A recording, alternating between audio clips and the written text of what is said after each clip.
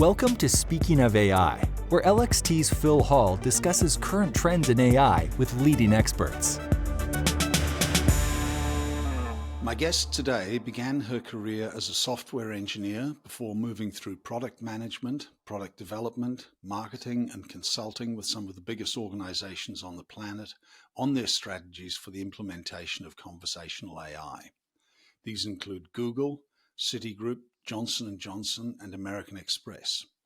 She's the co-founder of Women in Voice New Jersey. She's a member of the All Ladies League, and within G100, a global organization of women leaders whose purpose is the creation of massive opportunities for women worldwide. She is the USA Country Chair for Robotics and Automation. Please welcome the founder and managing director of Freshriver.ai, Joti Balani. Hi, Joti. Hi, Phil. Thank you. Thank you for having me. Oh, it's great to have you here today. Joti, your company, Freshriver.ai, provides AI with emotional intelligence. What does that mean for your clients and in turn for their clients? How far removed is AI with emotional intelligence from what's happening in mainstream contemporary AI? Yeah, it's a great opening question, right? So, I began this journey into conversational AI 5 years ago after exiting a 22-year corporate career in helping build the world's largest wireless and wireline networks. When I exited and I started this journey, I started to see, where AI was beginning to come in. As you know, AI was coined, created, thought of in 1950s, and it's gone through its winters and it's come and it's now here and it's here to stay. And I've seen the journey from the front lines, actually working with it, deploying it for some of the large organizations that you mentioned earlier.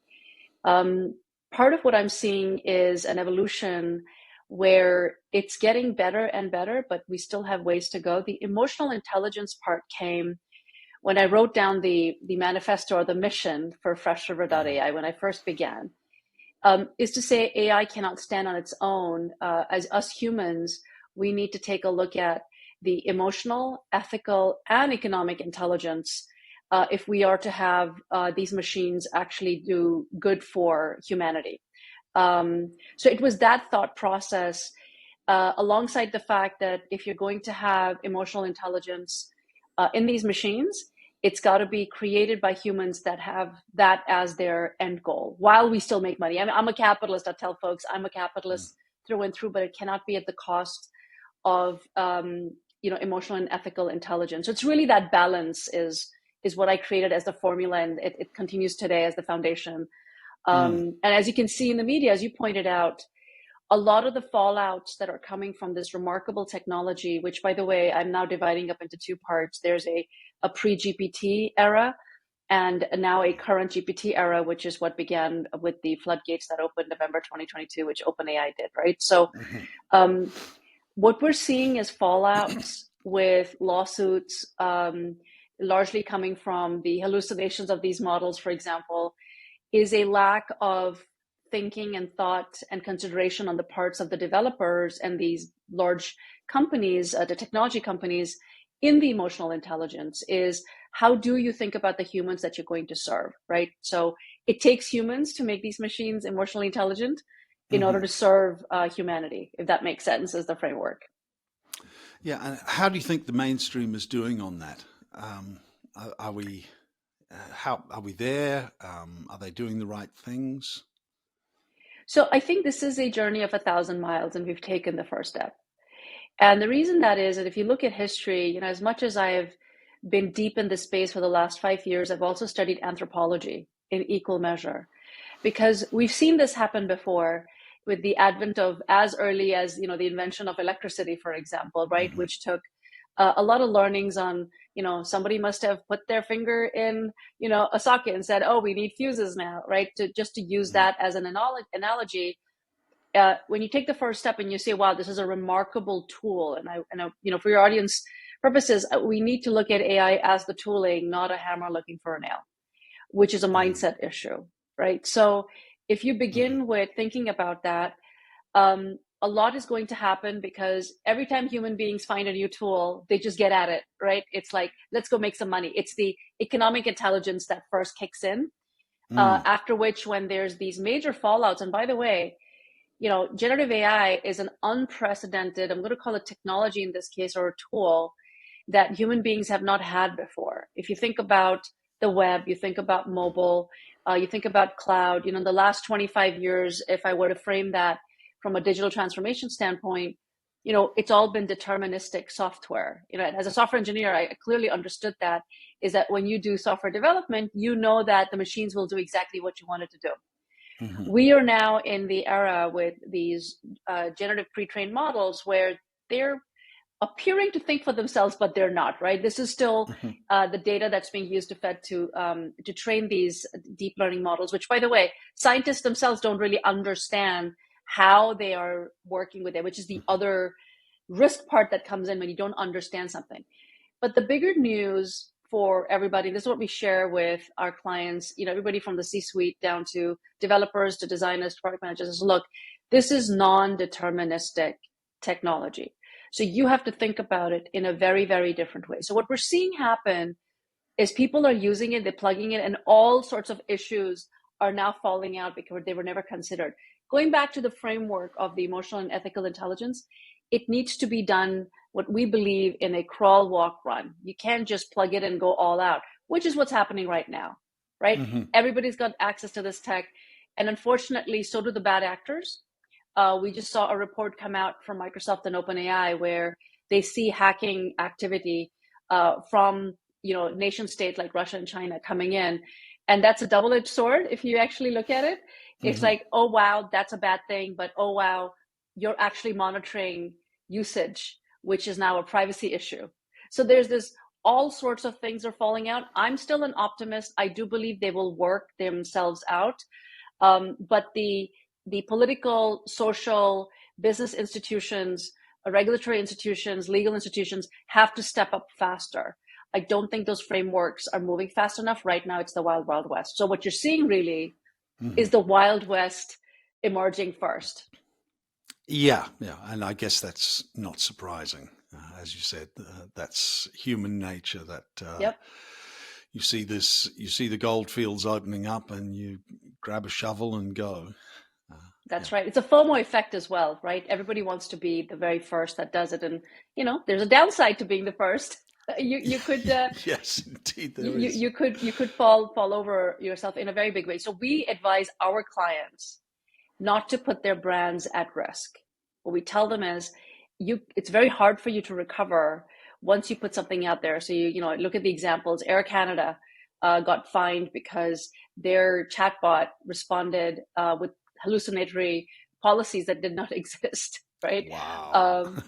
So, this is where it gets really real, is when businesses and enterprises and governments, by the way, start to play with this tech, put it out there, but the 20% of the time that it will not work or it will hallucinate can really cause some really, really big issues. So that's what we're worried about on behalf of our clients, right? Making sure we're taking into account the risk management. We have a risk management first framework that says, look, just like the healthcare, which says do no harm, those are the first philosophies that we work with. We make sure whatever we do, whether we're experimenting with a pilot or going all out with, from a product launch and a roadmap, is everybody tests for do no harm.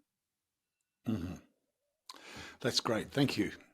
You have said in the past, I'm not sure how far in the past, but you've said Facebook is littered with 100,000 bots that have mostly failed. Now, the first part of my question is, how and why did they fail? And the second part of the question is, given the rapid and accelerating rate of change in AI, is this still true? And how long will it remain true? So I want to go back to the context that I said earlier, right? There was a pre-GPT era, and then there's a current GPT era. I actually had that comment. I made that comment in the first 2 years that I was in this space.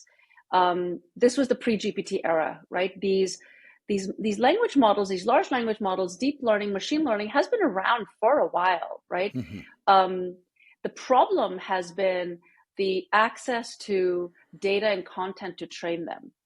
So in the pre-GPT era, by the way, there were 2,000 vendors in this space, and I have with my own hands, worked with a lot of these technologies early when I was beginning into this field. And I would see that same, I would observe the same thing, right?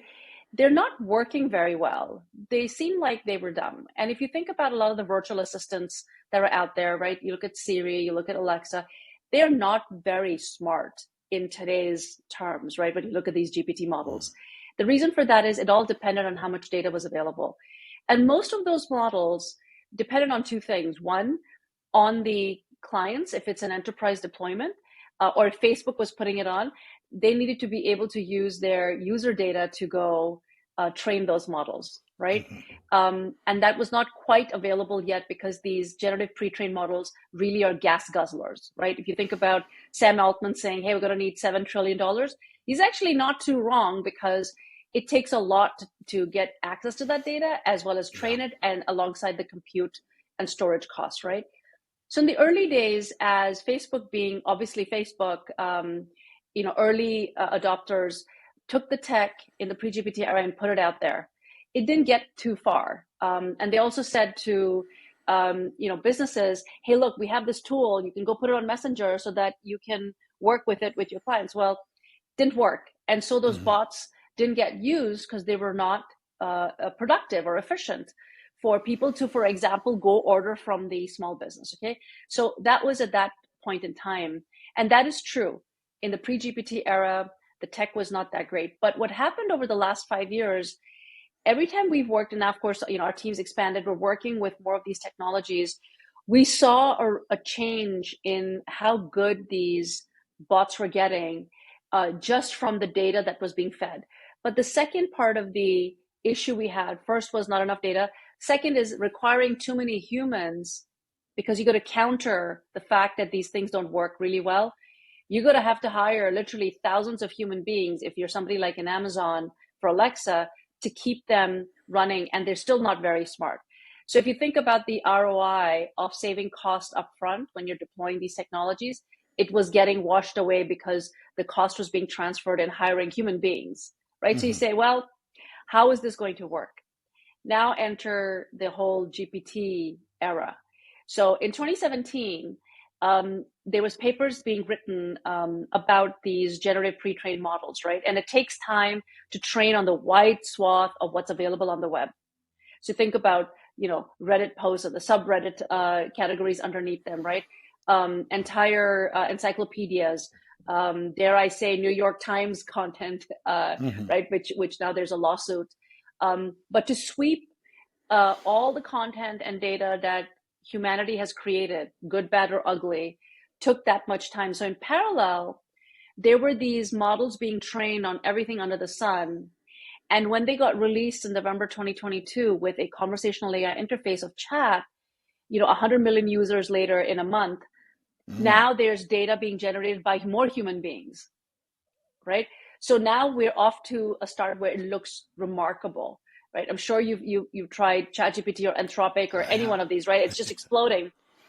People's minds are blown, but there's a reason for that. It's because of the wide swath of data content that it was fed. Great. We've made movement as humanity from a technology standpoint. Now you ask me that question and you say, well, where are we right now? Wow, these things are really, really good, but they hallucinate. With such confidence, they will tell you facts that are completely wrong, right? I think it was Gemini Pro that was just released, that it was asked the question, give me, images of senators from the 1800s. It responds, sure, here are the diverse senators in 1800s. And it's got 4 senators that are, not white that are on there, which is not true, right? We never had that kind. So when people look at that and you go, well, could you put that, the genie back in the bottle? Well, you can't, and you shouldn't, because there are such remarkable problems that we can solve. So, the pandemic's a great example. The COVID vaccine came to us as fast as it did, and I'm not going to go into, all the health issues controversy right now, but it came to be because of this technology. They were able to find the right protein structure in order to create the vaccine. So we human beings have to be cognizant and creative and innovative in finding what kind of problems you want to solve.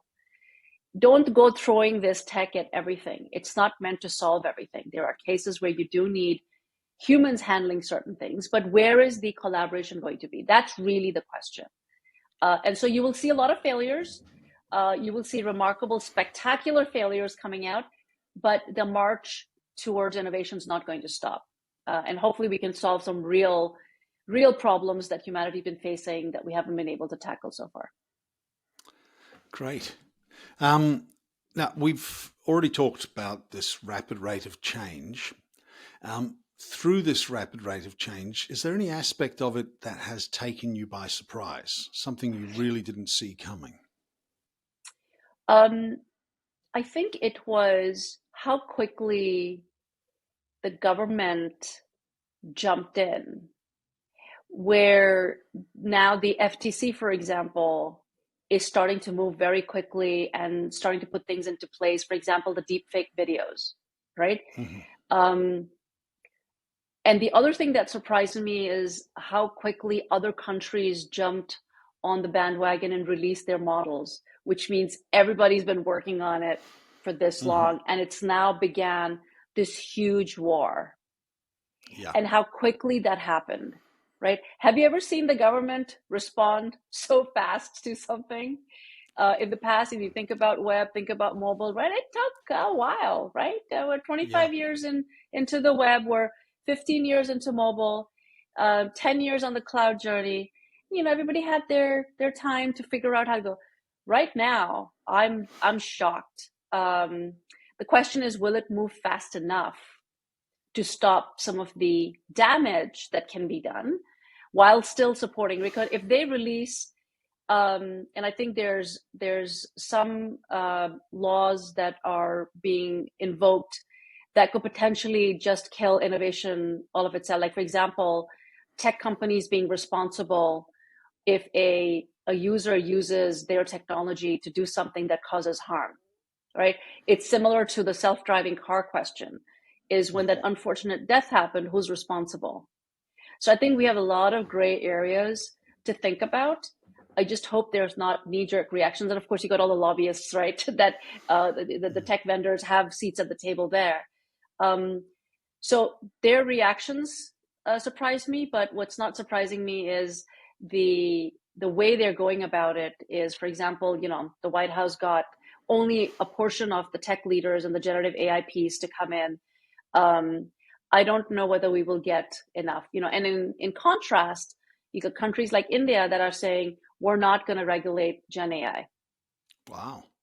I didn't know right. that. And then you got Europe that's, you know, the first mover to actually do something about it. So it's going to find its way there. That's the, it's like every day I wake up, I tell people it's like a soap opera, right? The next episode's already dropped. Every time you wake up, you know, in your time zone, you wake up, you'll say, oh my God, let me see what's happening. The speed at which governments are responding is actually spectacular, I have to say. Yeah. No, you raised some good points there, and it is interesting reconciling the U.S. government, the EU, both moving very fast. It appears that they're not landing in the same place. And it's quite easy to contrast those two. But when you bring Russia, China, India into the picture, the range of possibilities in the contrast really broadens. And you know, it's definitely, and of course, each of them will have an effect on the other. That's right. So I think that's right. The US's ideal policies or the EU's ideal policies will not exist in a vacuum. Their center will be shifted by what happens in Russia, China, India, other large powers. Absolutely. No one wants to get left behind, and nobody wants another country to have the leg up, right? And also defense, right? I feel if the US doesn't move faster, we're sitting ducks. The fact that combining generative AI with the quantum compute capabilities, which 11 countries already have access to, our elections, our infrastructure for the country. You can see all of the what happened with MGM and Caesar, bringing those networks to their knees is quite scary. And I do think that us as a country, we do need to think about the US as a country first. I think we need to look at it. And I'm not going to talk about nationalistic agendas and stuff, and I don't want to get into the politics of it. But there is an impact to making decisions on this technology combined with technologies like quantum compute. Our hands are going to be forced, but with bickering in DC and with the elections coming up this year, I just feel like we're losing ground, and we need to move faster. So that's what worries me the most. And fair enough too. I think it's worrying. If you're not worrying about it, then you're not informed, would be my view. Correct. You don't know what you don't know. That actually, Phil, is the biggest problem. Most people who have not been in this space don't know what they don't know. And so there is this sense of fear that they don't understand. And so you know what happens when people make decisions for something they don't understand, right? It's like, what are you doing? Yeah, exactly. So, Joti, March is Women's History Month. And if everything goes to plan, we'll be releasing this interview on March 8th for International Women's Day. Who are some of the women that have been particularly inspiring to you? I love that question. So, I look as far back in history, Ada Lovelace, right, who effectively was the mother of computers, right? Although she may not be getting as much credit for it, all the way to folks like Timnit Gebru, who was courageous enough to stand up when she saw things not working too well, and Google when it came to ethics. And she started her nonprofit called DAIR, DAIR, to say, at least what warms my heart is to understand that there are women out there that are finding a way to do the right things. It's not, saying it's a woman-led initiative for the sake of it, but women do think, women are wired differently than men. It's just that's how nature created, beings and all the genders in between, right? To take the best of those thinkers and leaders and creators and innovators, I draw inspiration from all of them. And it's not just folks in the technology sector, but, folks who've done human rights work, because as you know, there is a huge impact to jobs in this space. So, looking at what women have done over the course of history is what inspires me to say, okay, in this new era that we've entered, how do we want the role of, AI to be played in our society, in our business, in our government institutions, education systems? It's impacting everything. So I'm looking, actually, I need that inspiration from those women that thought differently, right? Mm-hmm. We already know the men that have made the change. And, I'm not a feminist. I actually do believe that, for women to win, men don't have to lose. We just have to make sure we're looking at things in a human manner. But, I do try to draw up and make sure that I am, like I mentioned, Ada Lovelace, and I mentioned, Timnit Gebru, even, political reformers, social reformers.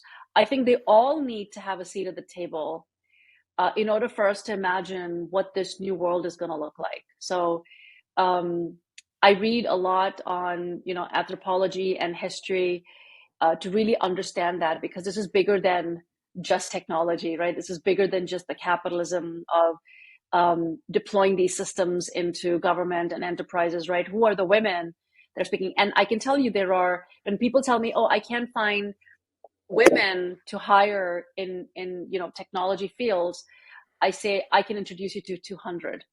Or mm-hmm. They'll say, well, there's not been enough women. I said, here's more that I can show you. But you have to be aware, right? To your point around that awareness and education around it. So mm-hmm. we got to look back in order to look forward as well with women who've done Indeed. this before. Okay, and my next question, my last substantive question, it's a fairly complex setup, so just bear with me. For this question, I'd like to focus on AI bias. And here are some things that have been written on that subject. From the Harvard Business Review, AI systems learn to make decisions based on training data, which can include human biased decisions or reflect historical or social inequities. From the UX Collective, bias in AI is a mirror of our culture. Mm-hmm. From AI researcher Brandon Lewowski, the reflection of societal biases in AI-generated content is not just a technical issue, but a societal one. Now, as I mentioned in the introduction, you are the G100's USA Country Chair for Robotics and Automation, and the G100's vision is to create an equal, progressive, and inclusive environment for women worldwide. To my mind, this puts you in quite a unique position. You're right at the intersection of what Brandon Lewowski described as not just a technical issue, but a societal one. And with all of this as context, how do you think we address gender bias in AI? Is it urgent to address gender bias in AI specifically as a high priority? Or do you think that perhaps achievement of G100's broader societal aims might make it possible to solve the problem of AI gender bias indirectly? I think it's going to take work at both ends, and here's why. So in the trenches of folks that are working with these generative AI systems, right, who are dealing with this dirty bias data, which is what's driving, it's fuel for these models. We are going to need human intervention to make sure how do we take the bias out. And thankfully, I believe there's also technical solutions to that, but it will take humans to actually ask the question saying, hey, before you use this data for training, is it biased, right? Mm-hmm. I always draw the example to illustrate for folks to say, not only is it the right thing to do to remove the bias, but economically, it's the most profitable thing to do. And here's why. If you want this technology to serve consumers, and consumers who've got green in their wallet or digital, digital wallets, you're going to have to make sure that you appeal to them. And you can only appeal to them if the experience that they're getting from these AI systems reflects who they are.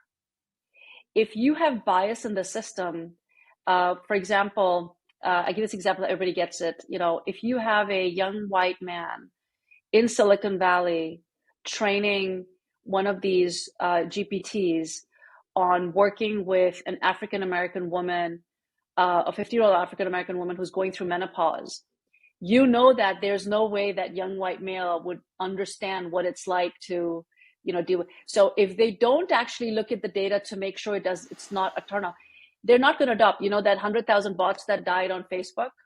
That's what we're going to see happen here. So I always draw from the win-win, right? From a capitalistic standpoint, it's like, if you don't do this, your services will actually not generate you revenue. Everybody gets that. And so they say, okay, what do we do about it? But I said, well, you have to think through how you are gathering the data, how you're cleaning it. The folks that are assigned, like if you've probably seen this, how OpenAI trained ChatGPT initially, right? It was a blend of scraping, whatever they could get access to on the web, but also human experts. There's actually an article I read that came out on Wired magazine today about the human experts that were paid as low as $30 an hour. They had nuclear physicists and they had linguists that were told, and they didn't know what they were doing because they were these middlemen companies that said, you go online, answer these questions. There was actually a mathematician who was correcting, calculus formulas on there, right? Mm-hmm. And so humans were being used to make these things more intelligent. But if the creators of these models don't have the intention of removing bias, the bias won't get removed. Which means these beautiful systems that are being released to the world contain all that bias.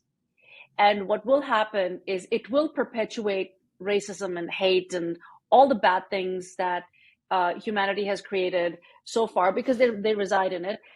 And by the way, there is technically a challenge for them to guardrail against those things. There is a site called jailbreakchatgpt.io that's making these models reveal their racist sides. But these models are not human. They're being trained with that. So you're going to see that fallout. And the way we're positioning this with the companies and organizations we work with, and I said, look, you have to think about this. Don't blindly go plug these closed models into your systems, because you really don't know what they will do in the field. And there's not enough guardrails in this world, on the planet, that technically can stop it from doing it. So from a societal problem, yes, it is going to make sure, for example, loans, right? We know that historically mortgage loans, there've been folks from the the diverse community, the folks that are non-white, not getting it. African Americans, for example, in particular. That would perpetuate for sure. But at some point, at the same time, those wallets where folks have the spending power, if they see something come out that is egregious to their sense of ethnicity, they will not use those products and services. It's a double-edged sword. Does that make sense in sort of the complex question and the setup? Yeah, absolutely. And I think the core of that is that we do need to address it from both directions. Correct. Oh, I actually do want to add one more thing, because you talked about the G100. The massive opportunity, greenfield opportunity, that this era of generative AI has brought upon us. And I've talked about this for the last 4 years as I started to see the massive impact is for women and for minority communities to come into this field for a couple of reasons, right? From the highest level statistics standpoint, the World Economic Forum came up with a report in 2020 that they updated in 2022, saying there are 97 million new jobs that are coming in this era of AI that we've stepped into, and 85 million existing jobs that will be eliminated. Fast forward, we're in 2024, we're already seeing the start of that, right, with the layoffs that have been occurring. Mm-hmm. So what I've been telling folks, and I've actually been doing a mentorship and training program since 2020, the summer of 2020, when everything was in lockdown, is could Freshriver train women and minorities in this technology? You can't take existing developers and UX, UI designers and put them into roles to deal with generative AI, because it's a very different technology they're dealing with. Mm-hmm. And so I tell women, I tell folks of, different minorities, saying, if you feel that you've been left behind in the previous generations of all the technological advancements that we've had, this is your time to start to enter a field and gain a foothold, because those 97 million jobs, guess what? Everybody's got to figure out what role they're going to play. And those roles have not even been defined yet. When I first started in this industry 5 years ago as an independent consultant, the job descriptions that would come in would have 3 lines on them. And when I would talk to the hiring manager, they're like, we're not quite sure what we're looking for, but you're who we want. This happened over and over and over again. And so I tell folks, it's a open season for everybody. And so imagine a world, if we fast forward 5 years from now, we've got equity in the jobs. It's a great opportunity, I think. And so the G100, that is what we're aiming for across the world. Women leaders from every different country you can think of that's part of it, is putting programs into place to train more women, young girls, all the way down from K through 12 to universities. And if we push harder, if we build momentum, I think we will land, because there are 97 million jobs that need to be filled. Okay, that was going to be my very next question. The layoffs are so easy to see. They've been coming in huge waves. The new jobs are a little harder to measure.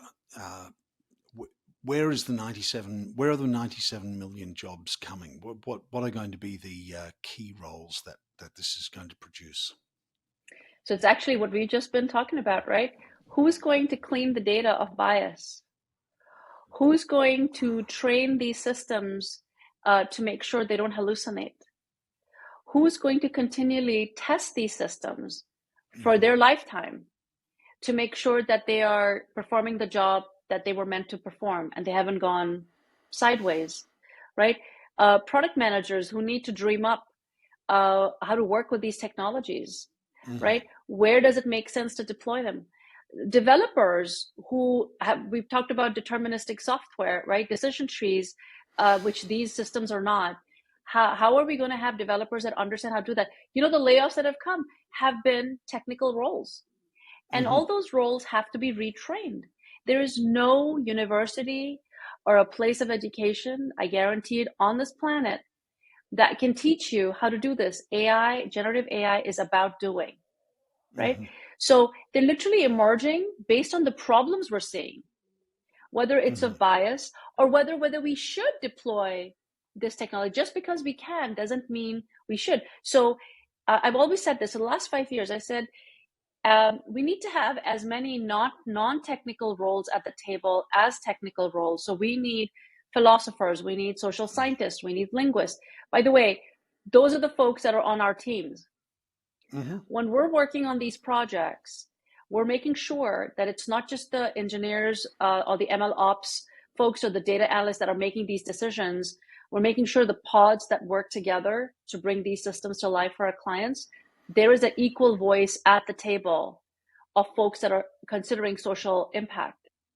And our job is to advise our clients to make sure, by the way, we know you want to do this, but here's the repercussions of it. The decision is yours, but it's our job to uncover that impact back to emotional intelligence, back to ethical intelligence, right? Yeah. Should you deny, healthcare benefits for a 80-year-old because now they're looking at the full history and the risk, right? Just because they could gather up all the data from the fact that they've been ill and they're denied. Should you? Well, yeah. Right? I think the answer to that should be very clear to anyone, but of course, but they're tough. It isn't clear to everyone. It's not clear. It's not a lot of gray areas when you're trying to be. You're being pulled in 3 different directions: economics, ethics, and emotional intelligence. Not easy to do. Yeah, but I'm glad that you're approaching this with a perspective of optimism, because I think that's going to be important to achieving these goals. Otherwise, we'll be defeated before we start. Exactly.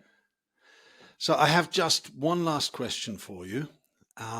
If you were running this interview, what's the big question that I've forgotten to ask and should have asked, and what's the answer to it? I think the question would be, what do we see the world be like in 5 years, given the trajectory we're on? Is it dystopian? Is it utopian? Because we're hearing that from, as much as, Bill Gates and folks that are sounding alarm bells, to, Sam Altman saying this is the most beautiful thing ever, and Elon Musk, right? What's the kind of world do we imagine we're going to be in? The answer to that is, again, back in history, is how human behavior, which has not changed over the last 70,000 years of, when we were still Neanderthals, right? I think we will find a place of balance. I think it will be violent. I think there'll be moments of beauty. There'll be moments of thrill when we solve, for example, healthcare issues, developing cures for diseases that have plagued us, Parkinson's.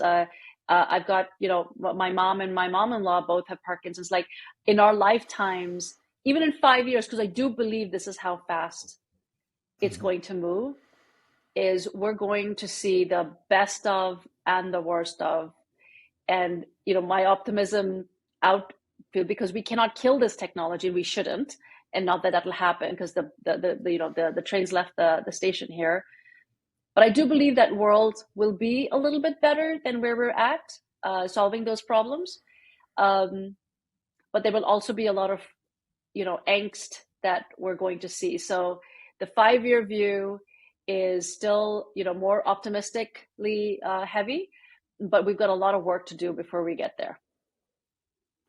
Yeah, well, I sincerely hope that the optimistic part of that is absolutely true, and I would love to see a little less violence and turmoil globally. It's a sobering thought that it might be worse in 5 years than it is today, but I sincerely hope that that part of it is not the case. Joti, thank you so much for spending time together today. It's been great talking to you, great hearing your insights and your perspectives on this. As I said earlier, you really do sit in a very unique position at the intersection of technology and society, with that capacity to talk about that. And as you've said, the intersection of society and technology is probably where the successes for this technology are going to be driven. So really appreciate this. I'm sure people will enjoy hearing your perspectives, and thanks again for being here. Thank you for having me, and it's been my pleasure.